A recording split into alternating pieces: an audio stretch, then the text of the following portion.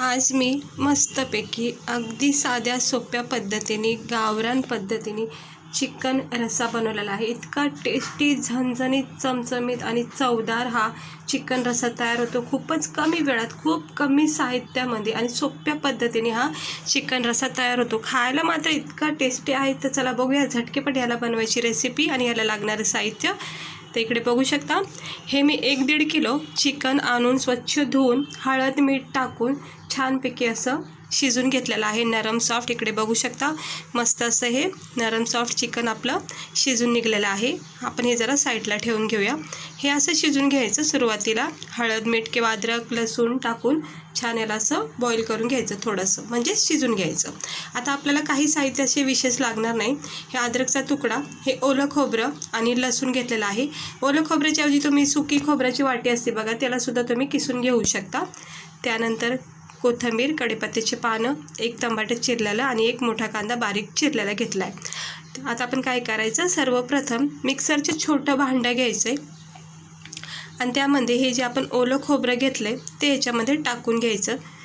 कारण कसं असतं, ओलं खोबरं असलं ना ते जाडसर राहून जातं, म्हणजे लगेच वाटण्यात येत नाही। म्हणून सुरुवातीला आपण त्याला थोडंसं वाटून घ्यायचं, 1 राऊंड मारून घ्यायचं आणि त्यानंतर मग अद्रक लसूण आपण याच्यामध्ये मिक्स करायचं। हे बघू शकता, मी थोडंसं पाणी टाकून याला असं थोडं बारीक करून घेतलं आहे। आता आपण ह्या स्टेजवर हे आपण जे लसणाच्या पाकळ्या घेतल्यात, लसूण चांगला वापरायचा जेणेकरून मस्त टेस्ट येईल आणि अद्रकचे तुकडे टाकायचे त्याच्यामध्ये।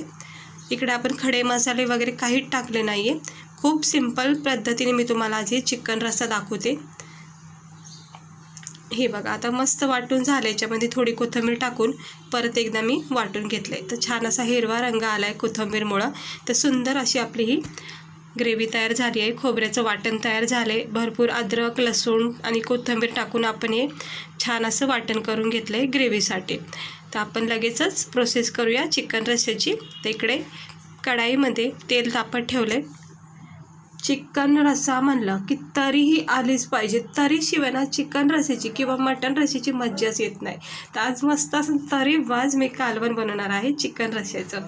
तर कढीपत्त्याची पानं गरम तेलामध्ये टाकून घेतले, सोबत कांदा टमाटर बारीक चिरलेले आपण याच्यामध्ये टाकलेला आहे। चिकन रस्स्याचे ना वेगवेगळे प्रकार बनवले जातात, म्हणजे खडे मसाले वापरून, सुक्का, खूप प्रकारे बनवलं जातं। पण आज मी ही जी तुम्हाला पद्धत दाखवते ना, खूप सिंपल साधी सोपी आहे।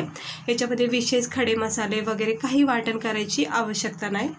तर कांदा टमाटर परतून झालं की आपण हे जे वाटण केले, खोबरं अद्रक लसूण आणि थोडी कोथिंबीर टाकून हे आपण याच्यामध्ये टाकून घ्यायचं। जाडसरच वाटण ठेवायचं आणि याच्यामध्ये ना आता उरलेला आपण भांड्यामध्ये जे मसाला राहिला आहे त्याच्यामध्ये चिकनचा जो आळणी रसाचं पाणी असतं ना त्याच्यामध्ये टाकून मग ते मिक्स करायचं।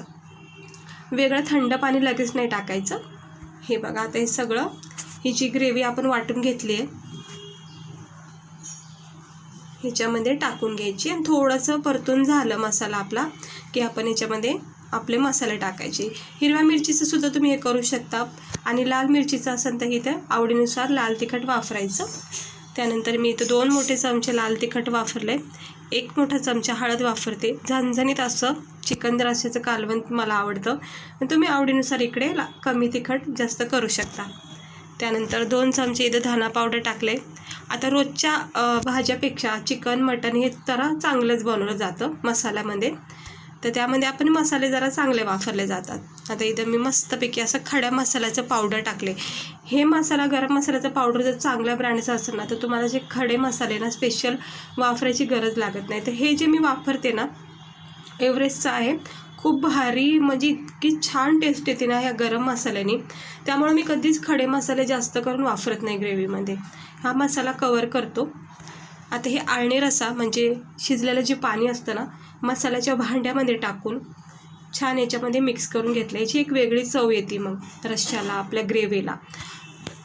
आणि कारण आपल्याला आळणी रस्सा जो आहे आपला चिकनचा त्याच्यामध्येच आपल्याला ही ग्रेव्ही करायची, वेगळं आपल्याला पाणी वापरायचंच नाही। आळणी रश्श्यातलाच हे चिकन आहे, तो खूप चवदार बनणार आहे कारण की त्याच्यामध्ये आपली एक टेस्ट असते। हा एक स्पेशल चिकन मसाला भेटतो, म्हणजे तुमच्याकडे जो पण असेल चिकन मसाला एक घेऊन यायचा, 1-2 पॅकेट ते मी घेऊन आलेले आहे आणि ह्याच्यामध्ये मिक्स करून घेतलेलं आहे। तर सुंदर असं झणझणीत चमचमीत असं हे चिकन रस्सा तयार होतो। हिरव्या मिरचीचं जर तुम्हाला हवं असेल तर अद्रक लसूण खोबरं आपण जिकडे वाटतो ना तिकडेच तुम्ही हिरवी मिरची ॲड करायची. हे बघा चांगलं तेल सुटलेलं आहे. मसाला आपला परतला जात आहे, पण याला अजून थोडा वेळ द्यायचा. त्याची तरी तुम्ही बघू शकता. तेल किती सुंदर असं याला सुटलेलं आहे. हे असं चिकन मटनची जर ग्रेव्ही तयार झाली त्याची टेस्टच भारी लागते. बघू शकता किती छान थिकनेस आणि नरम सॉफ्ट अशी ही आपली ग्रेव्ही तयार झाली. पाहता क्षणी तोंडाला पाणी सुटले. इतकं भारी ही ग्रेव्ही तयार होते. तर पुन्हा एकदा मी थोडा वेळ देते. थोडा मसाला चिटकला गेला आहे तो जरा काढून घेते, म्हणजे असं सोडून घेते, जेणेकरून काय होणार चिटकणार नाही. लगेचच सुटला जातो. आणि परत थोडा वेळ ठेवल्याच्या नंतर छान असं याला तरी आलेली आहे, म्हणजे तेल सुटलं आहे. मसाला आपला परफेक्ट जो आहे परतून झालेला आहे. आणि ग्रेव्ही बघू शकता किती सुंदर आपली ही ग्रेव्ही तयार झालेली आहे. सेम प्रोसेसमध्ये तुम्ही मटण वगैरे सुद्धा करू शकता.